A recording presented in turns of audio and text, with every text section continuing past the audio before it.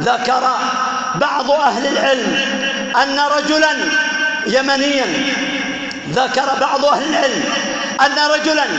يمنيا أخذ ابنته الشابة التي لم تتزوج بعد وذهب بها إلى المستشفى من أجل أن يعالجها لمرض ألم بها، ويا ليته ما أخذها ولا عالجها ولا ذهب بها.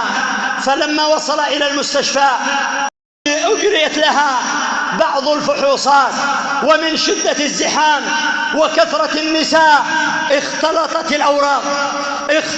الأوراق، فجاء الأب يسأل عن الفحص الذي عمل لابنته، فأخذ بعض الدكاترة ورقة وقال له: هذا الفحص التابع لابنتك.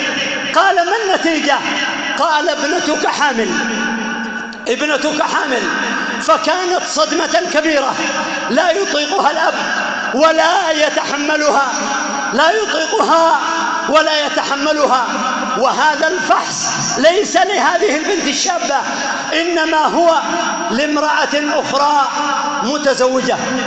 فما كان من الأب إلا أن أخذ ابنته وخرج بها إلى خارج المستشفى وأفرغ في بطنها قرنا كاملا من الرصاص، فقضى عليها وقتلها.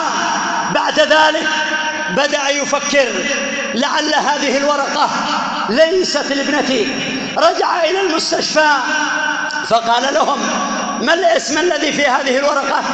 قالوا: فلانة ابنة فلان.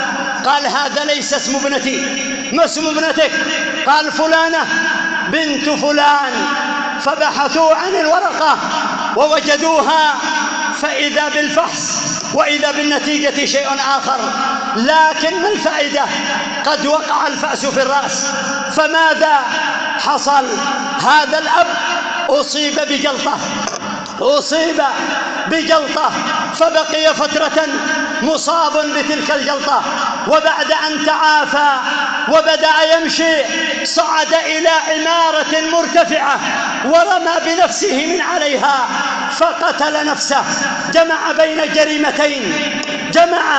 بين جريمتين، قتل ابنته العفيفة الشريفة الطاهرة النظيفة، ثم قتل نفسه.